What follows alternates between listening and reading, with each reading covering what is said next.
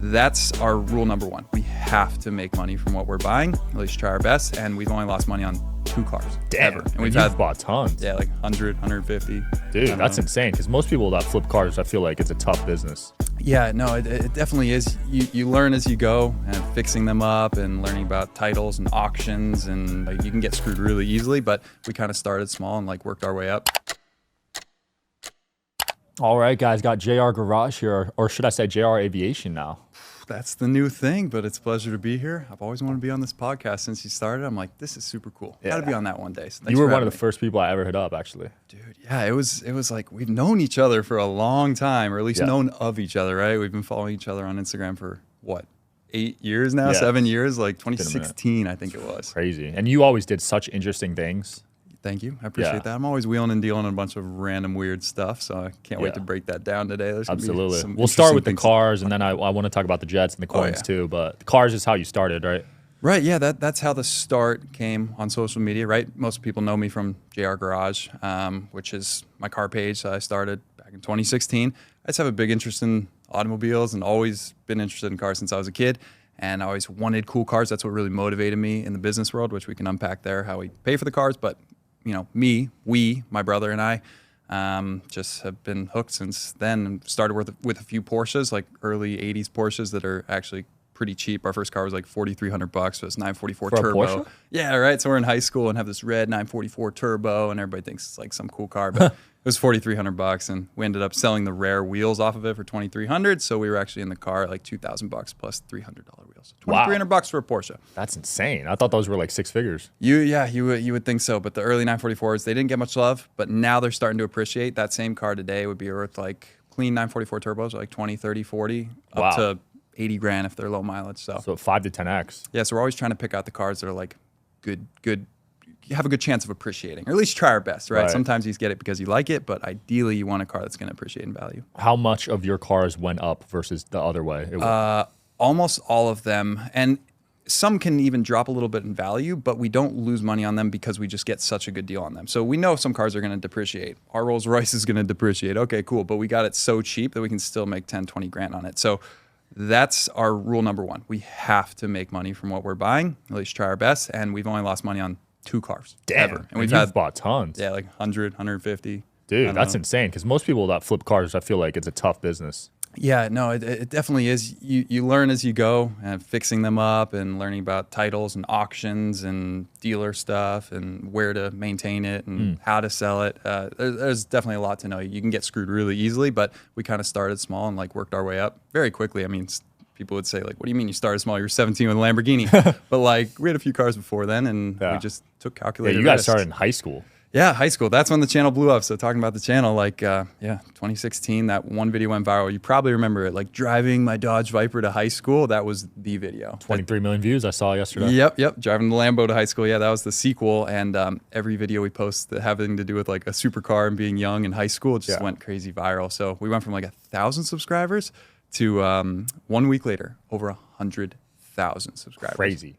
That was nuts. That was the early days of YouTube where like you could have one viral video and like gain 100K subs. Yeah. It's a lot harder now. Way harder now. Now everyone's views are down like 80%. Yeah, because there's so much competition. I hate when people say it competition, like seeing their fellow creators as competitors. Like they're just friends, especially in the car space. Like they're just fellow acquaintances that also love cars. I don't see them as competitors at all. Yeah. But other people in different niches will see other channels as competitors and want to like beat them and stuff. But not how I see it. But inevitably, there's a lot more channels out there creating, so it's hard to get those eyeballs. You're fighting for those same people, and it can be hard. I think the same way. When I see podcasters crushing it, I get pumped.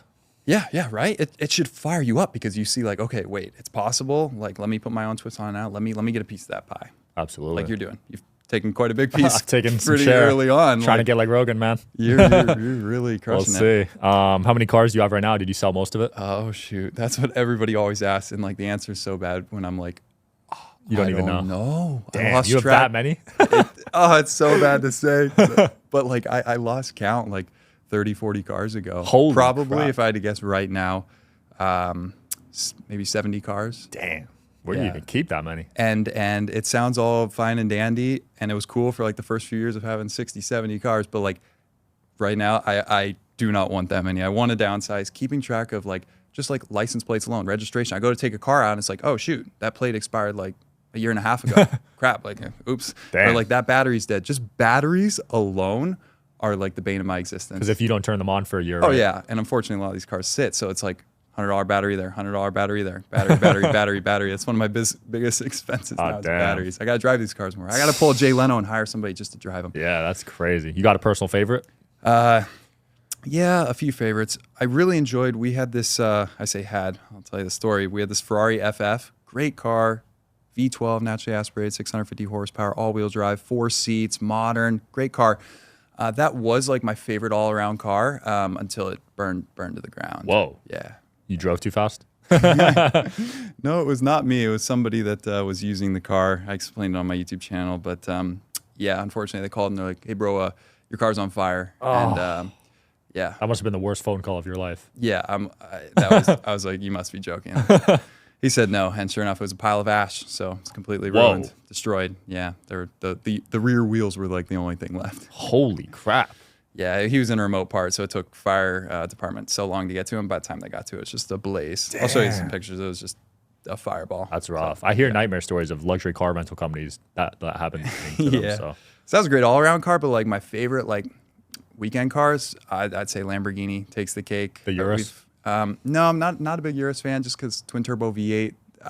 Not fast enough for you. no, it can be plenty fast, but it's just such a, dare I say, boring car. I might catch some. Oh, you're going to get some heat yeah, for that. I will. But they've made so many of them, like 10, 15,000 of them. You see them every day. Twin turbo V8, it's the same as an RS Q8, just twice the price. Like, no thanks. Lamborghini, I'm talking Gallardos, Murcielagos. I'm not even a huge like Aventador fan. Everybody goes, oh, SVJ, Lamborghini Aventador, da, da, da, da. No, I like the older cars, like the Murcielagos.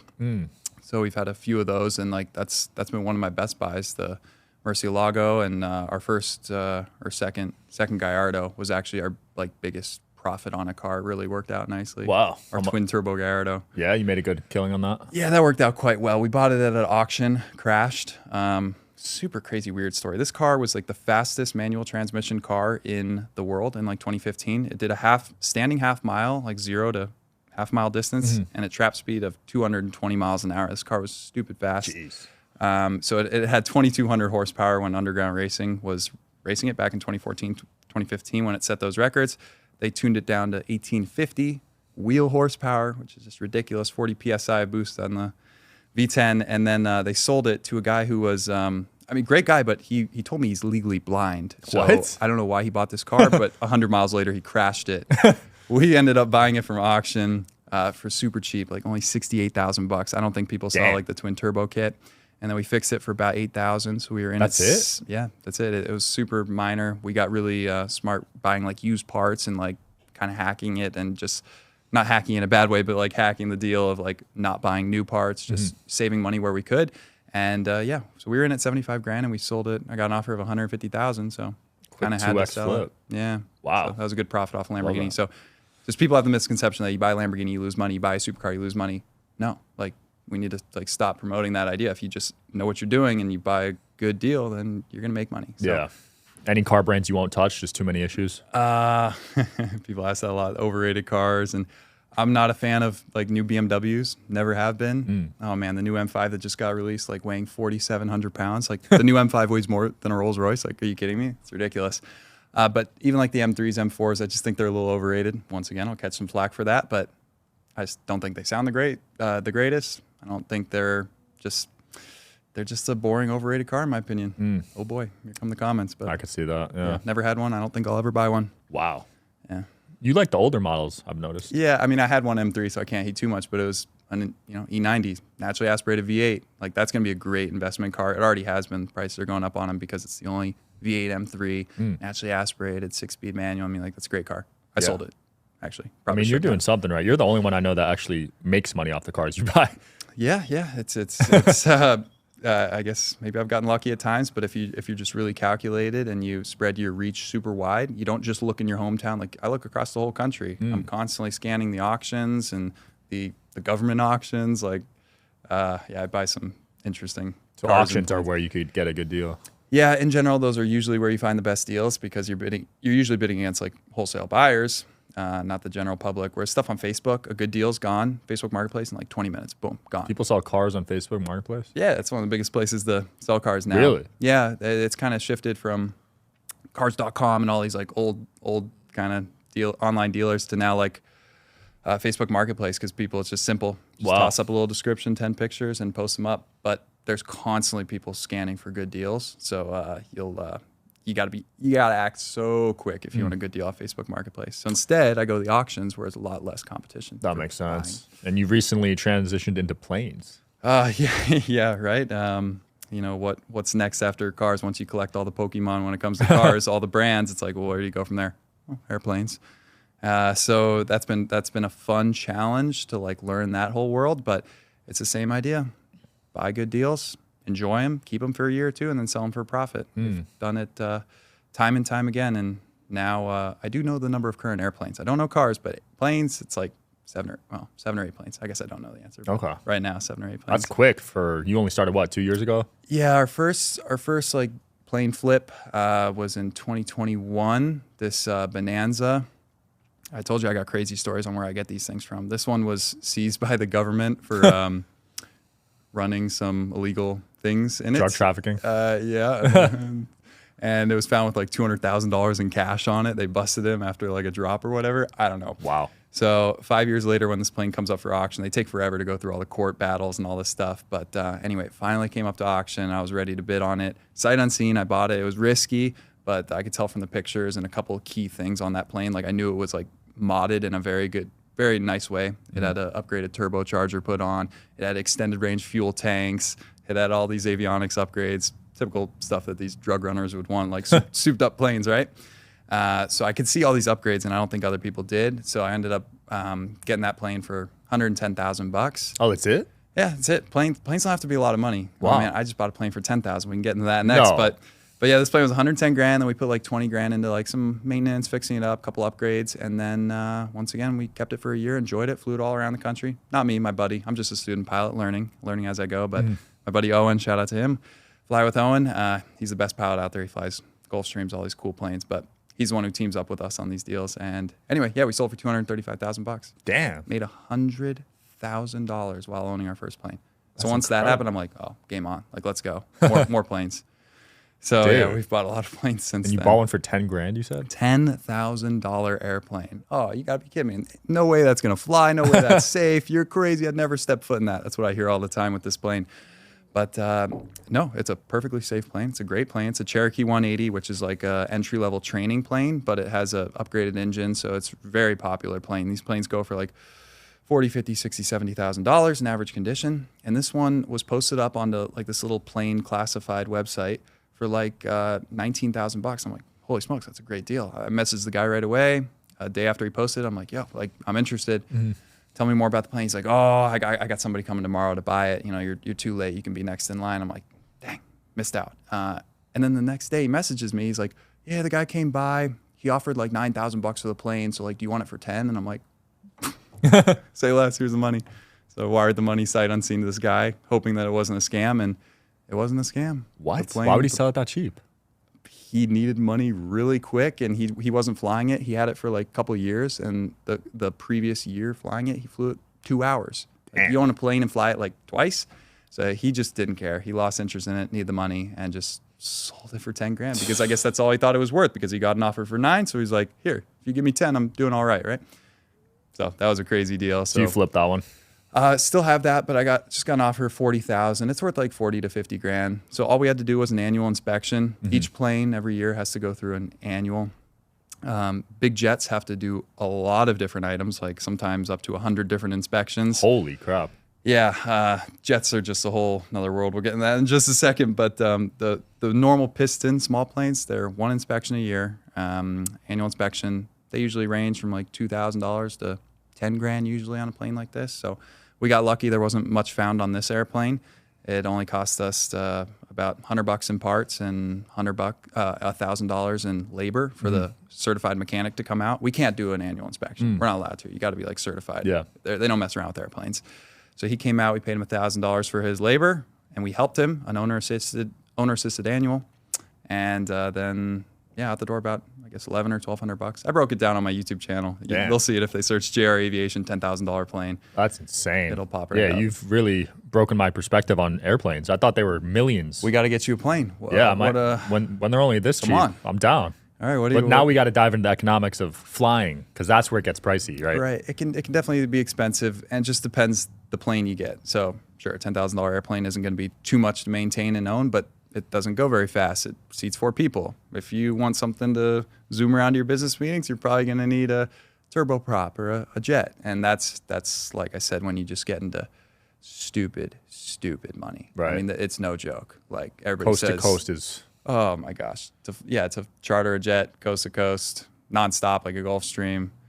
I'm not some jet charter broker, so. But off the top of my head, you're probably talking like $8,000 an hour. So yeah, 5 hours, like we were saying, $40,000 for that flight, something in that range. That's ridiculous. That's too much. And you can fly first class for, I don't know, $800. Never flown first class in my life. I'm always just in the back of the bus. Really? Even this day? $50. Oh no, never. I've never flown first class. You're 6'5". Yeah, 6 foot. Yeah, 6'5". Why don't you fly first class or economy plus at least? Shoot, people ask me that all the time. like, wait a second. You're telling me you fly Frontier for $40 when you have a private jet and you're 6'6", you know? And it's like, yeah, I'm just way too frugal. If I could never justify calling up Owen and say, all right, let's go. We're going in the jet for my business meeting in Vegas. No, absolutely not. Damn, but you'll drop $1 million on a jet. Yeah, I mean, if it's a good deal and I can make money on it, but I'm not going to fly it because there goes my profit if I fly it a bunch. I've flown a few times, but I'm packing in people. There's 8 people in that plane. Like, I'm getting my money's worth. We're going on a group trip. I'm not going to go myself. That's ridiculous to pay $6,000 in jet fuel to go somewhere when you can pay $50 to go on Frontier. So I'm always economy in the back. And that's, I don't think I'll ever change. People ask me, like, come on, how much money do you need to have before like you change?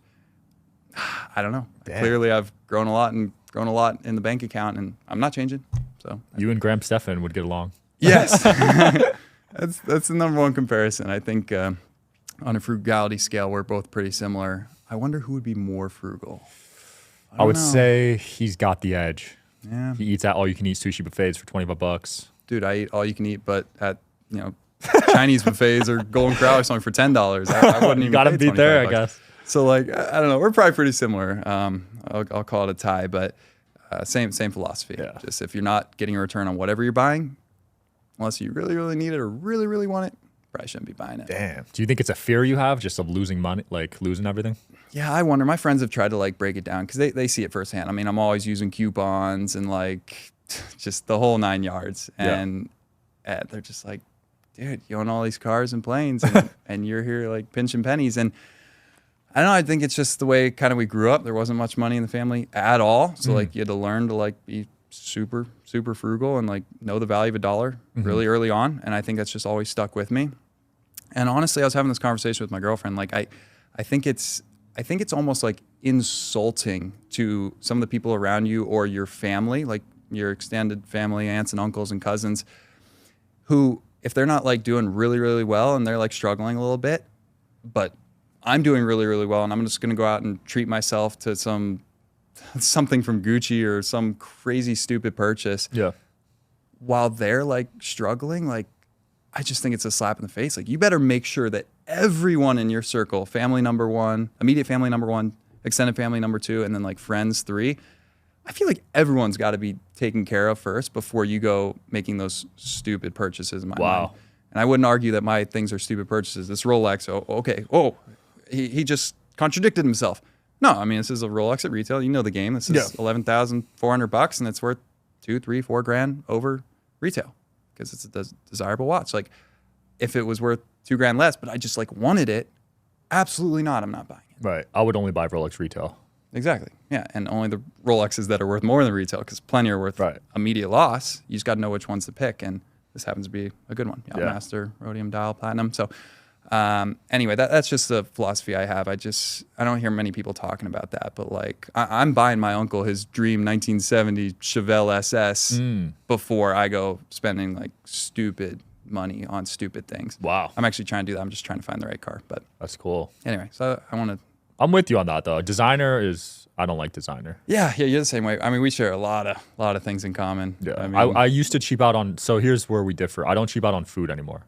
Okay. because I think it impacts your performance. I would agree. My girlfriend's opened me up to that. Yeah, because I used to get definitely pissed agree. if I spent more than $10 on a meal. Dude. I used to like literally get mad at my girlfriend when we would go out and it'd be more than $20. Yeah. Okay. But Wow. I've had to shift that mindset. Yes. Wow. That's so interesting. So I would agree with you on that. My girlfriend is rightfully so, teaching me about like nutrition and stuff and like the stuff that's in those foods. Okay, they're cheap, but like you're gonna pay for it in the long run, which is so true. Gosh, the amount of it's a whole separate conversation. You've had the experts on your show regarding nutrition, but it's eye opening what's out there and the disgusting, harmful chemicals and crap that's in that's in this food. So you do want to pay a little bit more and get a better product when it comes to food. So I would agree with you there. I'm transitioning into that. Yeah. Found some similar common ground. Now let's dive into coins. Oh yeah. Coins. How did that start? Oh man. So yes, that for everybody watching so far, it's like, all right, something ain't adding up. This kid's young. He's got all these cars and planes. He must have a billionaire dad, right? And early on, you probably remember those videos. JR Garage exposed. His dad is this billionaire that pays for all these cars, and people would just make up these random stories. Like one guy said, my grandpa died and he left me all these cars that I inherited. And they'll get millions of views talking all these made up lies, and it's like, oh my gosh. But no, like everything I've always said on social media is true. Though, like it was really tough growing up. Didn't have much money, and that fired us up to want to get nice things in life because we've seen how one side is, and like we certainly wanted to have more money in life. Let's just say. And the first business that kind of triggered that. All right, so first of course it was like the lemonade stand that you have at 5 years old, classic, 6 years old, 7 years old. Every kid has that, right? So we had that, taught us the basics in business. Cool. But the first real business was, yes, as you say, coins. That started in like 2008. That's when we got interested in it. Our aunt actually gave us like a couple old pennies, and we're like, whoa, this is really cool. Like this penny's 100 years old. Like we want to learn more. We just got kind of some spark was lit, and we went to our first coin show, and we got really, really interested. These older guys were super nice. Unfortunately, this industry is it's slowly dying. Everyone will say like people don't go collecting coins anymore, like young kids. I mean, obviously some, but not like it used to be in like the baby boomers when everyone was collecting coins. So a lot of these guys end up being older, like they're in their 70s, 80s, 90s, even back when I started in 2008. So a lot of these older guys know that they're not gonna live forever, and they're trying to pass on what they know to people that are interested in it. They love seeing a young kid with a spark. So they were just like, hey kid, come over here, let me teach you about coins. So all these guys imparting so much knowledge. We met some really great mentors along the way, and they taught us everything we know about coins. Our parents weren't there to teach us about coins. My dad has no idea about coins, but he's like, hey, if this is something you're interested in, like, let's go to some coin shows. Let me take you there. So it started with just $50, buying some coins, and then after maybe running through some of the savings, we're like, oh, we can't collect anymore. We don't have any more money. So we started reselling some of these coins, and we're like, whoa, if you buy them cheap enough and you sell them, you can make a profit and buy more coins. So that's what we did. It just slowly started. In 2009 was like our first year, like flipping coins at 10 years old. I'm 10, my brother's 12. But we grossed like $36,000 in 2009. Damn. At 10 years old? 10 years old. Yeah, people hear that and like, you must be lying. Well, I'm not lying. Like that's just what it is. And then the next year it was like 72,000, doubled that, and then it was over 100K. And then it went to $250,000. And then it was, we broke $1 million in 2014 at like 15 years old. Selling coins. Yeah, it's crazy. And what coins were you buying exactly? Little bit of everything. So primarily U.S. coins, and people hear coins and it's like, there's no way there's not that much money in coins, but there absolutely is. It's a huge industry. I was just at a coin show. That's why I'm here in town, wheeling and dealing coins. And I brought a few. I got to show you. So really all coins, but primarily, like I said, U.S. coins, but one of the coolest coins are ancient coins. So take a look at these three. Whoa. You might know some of the people on them. So Kingdom of Macedon. Yep. Alexander the Great on that one. Holy crap. So what's so cool about ancient coins, not that I specialize in ancient coins at all. Yeah. I just know that they're good conversation starters. How old is this one? 300 BC. I think it says on 336. Yeah, 336 to 323 BC. So, yeah. Holy crap. Do the math. That's it's an over 2,000-year-old coin that's still in great shape. Roman Empire. Yep. And who's on that label? Can you read that? Pretty famous Marcus name. Aurelius? Yep. Marcus Aurelius. Damn. This is history right here. Super rare ancient coin. Rarely see those come up. And then that one is one of the most rare ancient Julius coins. Caesar. Julius Caesar. Wow. See, he was only in power for 2 years before he was assassinated? 46 to 44 BC. So You never see those coins. When I Never. saw that, I'm like, all right, I'm keeping these. These are just out of my personal collection, kind of some cool coins. But history comes to life when you see these coins. That's what got us fired up. One more cool coin that I brought. Check that out. So it's a quarter from 1796. That's the first quarter ever made in America. Who is this on it? That's just Lady Liberty. So now we have like presidents on our coinage, right? But back then we just had like this fictitious made up Lady Liberty. Wow. And they designed the coin, and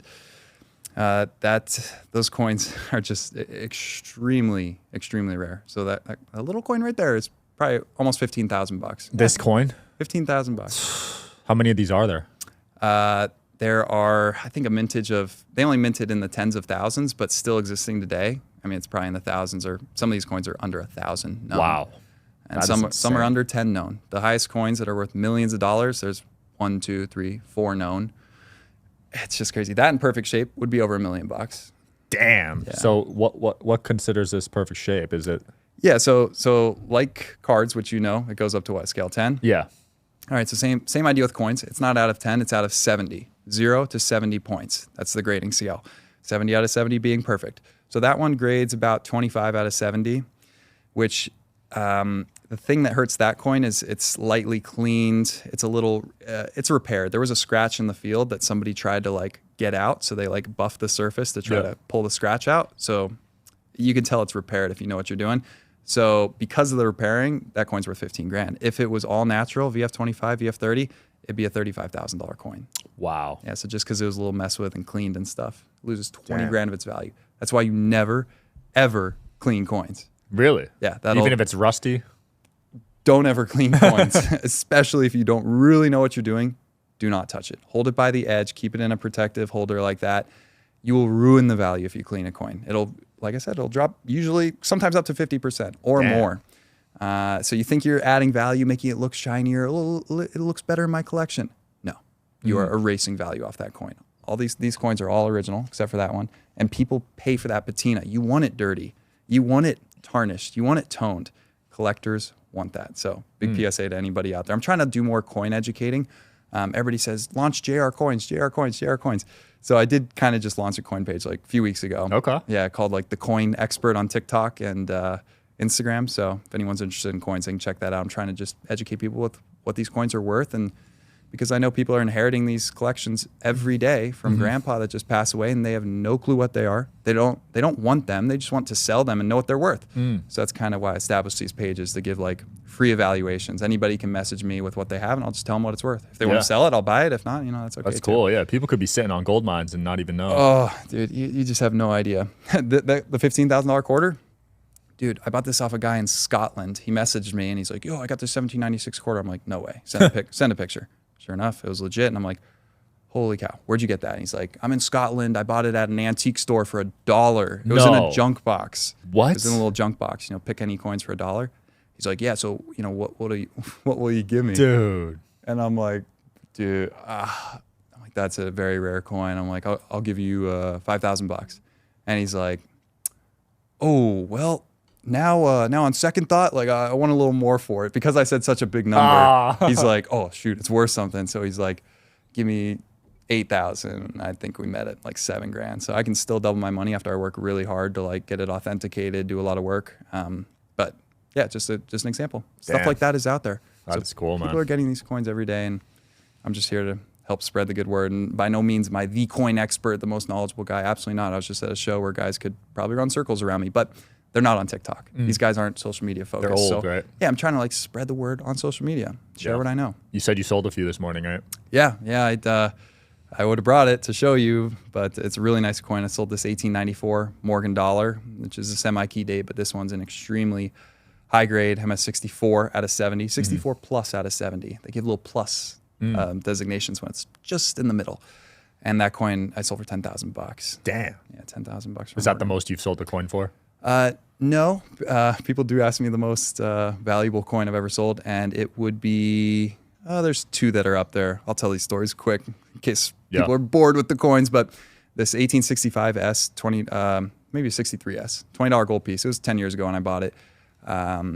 12 years ago. I was like 12 years old. This was a big ticket coin. It was at this auction. And I'm like, oh my gosh, this coin's worth a ton. But it was just loose, just like this. It wasn't like certified. So there was no proof that it was real. And I'm 12 years old. So to shell out a bunch of money, it was scary. But, you know, the bidding started. It was like 1,500, 2 grand, 2,500. Bidding slowed down. I got the coin for 2,700 bucks. And I'm like, I think this thing's worth a fortune. But this was the biggest coin I bought up until that point. It had me really worried. So I sent it out to PCGS to be authenticated. And what do you know? It was real, and they graded it MS63. Damn. And I sold it the next day for 13,000 bucks. Holy crap! At 12 years old, made 10,000 bucks at 12 years old. That's insane. That was nuts, but couldn't have done it without, you know, the mentors and the guys around me, you know, teaching me what I know. Because at 12 years old, it's hard to make that call. Like that was a good chunk of the money I had at the time, and that's cool. Have you bought a fake coin before? Another good question. Right now, fakes are running rampant. Really? It's bad. From China? It's bad, yeah. Unfortunately, a lot are coming from China. Yeah. And they are so dang good. If you don't know what you're doing, bad things can happen. Because what was always told back in the day is, okay, if you don't know coins really well, buy them when they're certified. Buy them when they're graded, real, authentic. You know the deal with cards. You get more money when they're graded because people feel safer. As you've probably seen with cards, same thing's happening with coins. They're faking the holders. These holders, the whole thing will be fake. The coin is fake, the holder's fake, and the grade is fake. Wow. Everything's fake. So it's so sad.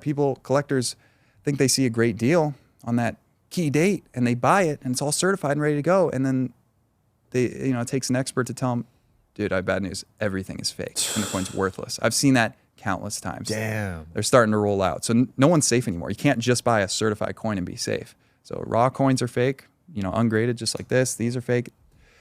It's getting bad. They need to make a digital system where you scan it and it can tell you, right? Yes, but they're faking the barcodes and the RFID chips. So you scan it, everything pops up as normal. Holy crap. It's nuts how sophisticated they're getting. Maybe if you look at the coin, it'll look slightly different because they're stealing the barcode off a real one and they're just trying to make the coin look the same. I see. So to answer your question, I bought like 1 or 2 fake coins in my life early on. I'm 10, 11, 12 years old, just learning the ropes. So it's understandable why I'd make a mistake like that.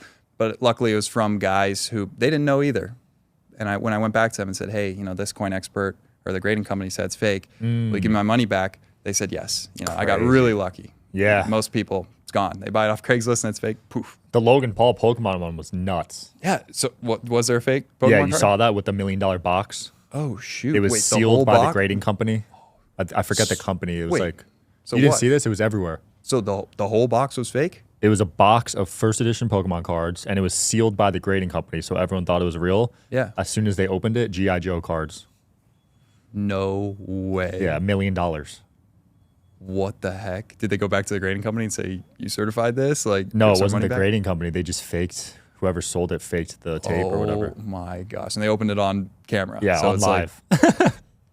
Yeah. So cards are being really faked right now too. Dude. Okay. Yeah, it's the same idea. So when people try to understand the coin industry, it's basically just cards, both coins. Yeah. So you really got to buy from just actual coin shops then. Yeah, reputable guys. If you don't really know what you're doing, start with reputable guys. You're safe there. Go to the big conventions, talk to the guys. Yeah. Know who to buy from, and you'll be safe. But me, of course, I dabble in buying all sorts of collections and stuff. So I got to know, or else I get burned. Like I'm not gonna buy a collection off somebody off Instagram and it'd be fake and be like, hey, I need my money back. No, that's my fault. So I got to be able to tell from a picture alone. So it's really hard, but hopefully I can keep up my track record of not buying fake stuff. Yeah, I got to look into that. I'm into this stuff. I bought George Washington's hair.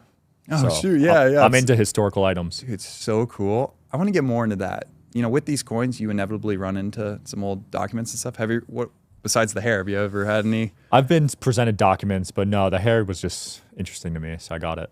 Dude, that's cool. And it's certified by? Yeah, it's certified. It was a mystery box, so you didn't know what president's hair you were getting, but it was every president's hair that could potentially be in there. Dude, and you pulled a George Washington. Yeah, pulled the rarest one. That's crazy. They had Lincoln, I believe. Yeah, it's so interesting. These they're a new take on trading cards, right? Yeah. But historical cards. I can't believe they even saved that.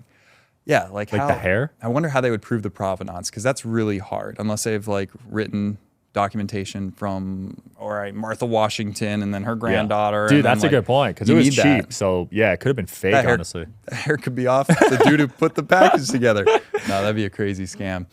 But yeah, it's all about the documentation and the certification companies. They do their work to ensure what they're saying is legit. But you collect anything else? Not exactly. Just a couple of those documents, like I said. Some old bills. Like I had a bill printed by Benjamin Franklin. That was pretty cool. It says, right on it, printed by B. Franklin. That's cool. So yeah, aside from coins, there's bills as well. I got to show you a few of them. People always get a kick out of these. Whew, wallet's just falling with stuff. But look at that one. So printed 1777. What? This is a bill? Yep. 9 I think that pence. one's Massachusetts. Look at the top. They're crazy. Look, to counterfeit is death. Whoa. They weren't messing around back then. Like, you counterfeit our money, you die. Holy crap. How much is this worth? They're actually not as rare as you think, unless they're printed by like Benjamin Franklin. Oh, okay. Franklin stuff will be thousands. But this, I probably bought for like $60. Okay. So kind of cool piece of history. That is. Yeah, April 4th, 1777. All right, a couple more. People always get a kick out of this one. Check that out. How is this? People don't know those existed. $500 bill? $500 bill. They're like, what? This is fake. No way. There's no way. Can you use this right now? Yep, legal tender. Really? I can spend that right now. And they'll accept it? They have to. Yeah, bank would have to accept that. So people didn't know these bills existed, and they are so cool. The 500, the 1,000, there was a 5,000, there was a 10,000, and there was a $100,000 bill. No way. Yeah. So imagine paying for a car with a $100,000 bill. Yeah, you could. The 100,000. You should make a video of that. The 100,000s are now illegal to own. They were only for like, kind of between banks and big transactions back in the 30s. So those you can't have anymore. But up to a 10,000 you can legally own, and those are worth $200,000-300,000. Oh, so it's not even worth paying with those. No, You do would not lose pay with that. Do not pay with that. Even this, it'd be so stupid to pay with it because it's worth about $1,000. Wow. What about $2 bills? All right, $2 bills, good question. Yeah, you can feed me any question of any bill, coin. So $2 bills, most of them are not worth anything. If it's a green seal, more than likely it's only worth $2 unless it's an error, unless it's a star note, which has a little star at the end of the serial number, or unless it's in like perfect mint condition. But otherwise, it's only $2. Where they start to get good is 1963 and before, when they had red ink on them. I probably have one here. This is funny. You got everything. Oh man, it's not here anymore. Okay. Hope that didn't fall out. Anyway, $2 bill from 1963 and before. They're red seals. Those are worth like $4, $5, $6. And then when you get before that, they get to be the large size currency, which is like this stuff, huge bills.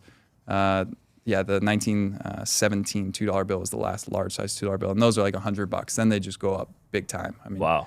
There's $2 bills that have sold for tens, hundreds of thousands of dollars from the 1860s, 1870s, 1880s. Holy crap. So yeah, they get really rare. But to answer your question, no. Yeah. Most of the green seals spend it. I didn't know those bills were bigger back in the day too. Yeah, they were huge. Like that's a Confederate bill from 1864. Wow. I love bringing these things with me because people get a kick out of them. History, man. Yeah, so that no Illuminati eye on the back on this one. No, not on that one, but it looks like fake monopoly money. It's old Confederate currency, and back in the day, that's what they use. And then last one, 10-cent bill. People didn't realize they made fractional currency. 10-cent bill. Yeah, so when they had some shortages of metals to make coins, they're like, well, screw it, let's just like make them out of bills. So tiny little bills. Cool. Who is this? That is the Secretary of State, I believe, in the 70s. So I can spend this as well. Really? Imagine going to pay for 7-Eleven, whip out 10 of these, Dude, get a Slurpee. Savage. 10-cent bills, they would never take them. But they legally, like they have to. Yeah. I don't know. Maybe I I'll actually do a don't video. carry change anymore, which I probably should because some of them are rare. Oh. You never know what you're Credit card find in only? them. I just feel like it's annoying to carry change personally. Yeah, a lot of people. I know that probably breaks your heart. Yeah, it does. it does. But I always tell people, when they do get change your bills, it doesn't hurt to take a 5-second pass just to look at them. Because once again, you don't know what's out there. Well, the banks probably know the rare ones though, right? You would think, but no, not really. Bank tellers will sometimes, they're within their rights to like see a rare thing come across and then buy it out, keep it for themselves. But sometimes they get like fired for it. This one story, which is true, this old lady brought in $20 gold pieces. $20 gold pieces. These suckers are like almost an ounce of gold. Right now they're worth like $2,200 a piece. Damn. She brought them in to deposit for $20 a piece. She's like, hey, I got these for my husband. Can I deposit them? And the teller didn't tell her like, hey, these are super rare. He took them, he cashed them out, he gave $400 for them, took them home, sold them for a fortune, and then he got fired because I guess it wasn't right to like steal those from that granny, but you're not stealing anything. Technically not stealing. It's $20, but I guess he should have told her like, hey, please go sell these for a lot more money. I didn't know gold appreciated like that. Yeah, gold's an interesting one. It's been, up and down a lot. It's nothing like some of these huge stocks that just go 10x. Gold is not something just like, oh, I'm gonna buy it and then in a couple of years it's gonna 10x. Yeah. No, like it's Peter Schiff. It's been at around 1,000 to 2,400 for the last 20 something years. Stable, right? It doesn't change much. People like to just park money in it. Yeah. But a lot of people are saying gold and silver are about to go crazy. Really? Yeah. Too slow for me, man. Yeah, for this younger generation, they want instant returns. They want instant gratification. They don't want to deal in this old metals. But like, people are saying the instability in the U.S. dollar, all the stuff going on with Russia and China. The dollar does worry me, dude. I'm keeping very few dollars right now. Okay, right. Yeah, put it into assets. Yeah, don't just park it in a bank. For starters, obviously, you're losing it to inflation. But it's like, what's going to happen? I'm sure, nothing crazy is going to happen with the U.S. dollar, but like if it does, the people who bought gold are going to be looking a lot better than the people holding fiat currency. Our currency is worthless. It's just fiat currency. It's just made up. There's nothing backing it. Yep. Back in the day, it was backed by gold and silver. Not anymore. They need to go back to that. Yeah, a lot of people are calling for us to go back onto the gold standard, but I would need an economics major to break that down. There's so much to it. It's not just some simple one sentence like, okay, here we go, and it's going to fix the U.S. dollar. Yeah. You got any crypto? Yeah, a little bit. You probably remember I was back, when that blew up, end of 2017. You could put money into anything crypto related. Boom, 10x within a week. It was crazy. So I hopped on that train a little bit, threw some money here, there, and everywhere. And then, everything went berserk. I made a few YouTube videos about it. Yeah. And those videos got a lot of views. You couldn't miss, dude. It was nuts. Yeah. I just didn't love that. That was a interesting few-month run. It was crazy. I mean, you just hate to see something go up so crazy and then people just like a lot of people lost. When someone makes money, someone loses. So yeah, that's true. But people, however many times you say it, only invest what you can afford to lose. Dude, you see it every day. People just putting their life savings, going all in on something, and they lose it. It's like, I would just feel really bad for them because people can't say it on the podcast, but people make some bad decisions after they lose their life savings. And, that's why the statement is true. Only invest what you can afford to lose. And that's what I did, So yes, I most certainly got hit with that decline as well. But I got wrecked. I don't care. Like I just put a little money into it. Wasn't much. So a little bit of crypto to answer your question. Yeah, I got blasted. Oof. What coin or what? Everything. Well, yeah, I guess that's true. Everything was down 90%. Yeah. But that's the thing. I went a little too hard and it was a good lesson. Right. Yeah, you definitely learned something, but you had the potential upside, and you probably did. Yeah, I remember you posted a few things. I mean, you were up a ton, but it's just knowing when to time it, and it's so hard. Luckily, I had the skill set to make money during the down, so I was able to withhold it, and now I still have everything, and it's picking back up. So exactly, I'm the same way. Like, why mess around with crypto if I don't know it inside and out when I can focus on cars, plays, and coins and have pretty much guaranteed investment returns? Yeah, no, it's fascinating to me because you're in risky industries, but your risk mitigation is phenomenal. Thank you. I appreciate that. It's very impressive because a lot of people in your spaces lose money. You're right. Yeah. Cars, planes, all those things are terrible on paper. And I'm sure plenty of people will tell me that I'm crazy and that my luck is going to run out or whatever, but I don't think so. It's very strategic. It's partially luck, but partially doing your homework and just really knowing what you're doing and having the right people in your circle to ask questions to. Absolutely. So. Yeah, you've only lost on 2 cars, no losses on planes yet, right? No, not a single plane, and some really good returns. The jet is crazy. Yeah, so for those of you out there watching, we'll see how that one goes. What'd you drop on that? Not that much. You're good at that, man.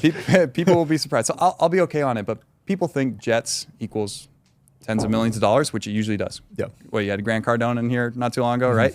He has a G650. It's like a $70 million plane. Holy $70 million. And he did it for the tax reasons. The government gave huge incentives to buy planes. Yeah. It was crazy. Like 80%, right? People don't, 100% accelerated depreciation. Damn. Yeah.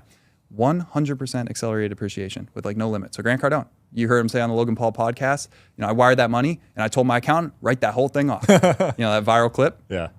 It's technically true. It's for business use, 100% business use, 100% business, 100% accelerated depreciation write-off. And now it's phasing out. They're minusing 20% each year. So you're right. I think last year was like 80%. This year's probably 60%.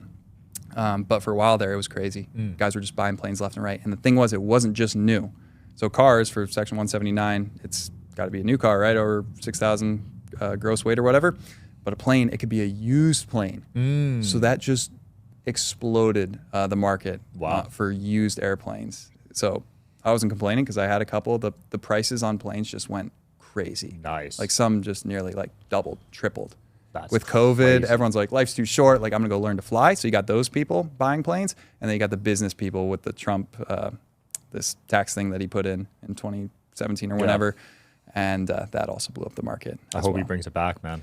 Yeah, well, we'll see what happens. Yeah, I wonder if he gets reelected, will he reinstate the 100% tax write-off on airplanes? If he does, I'm gonna hit you up as soon as it passes. Text me and I'm in. Then it is. I actually bought a G-Wagon last year because of that tax code. Yeah, you know the drill. So it's a huge kind of loophole, and a lot of people don't like it. I guess I can see their arguments, but for the aviation industry, it did amazing things. Mechanics were busier than ever.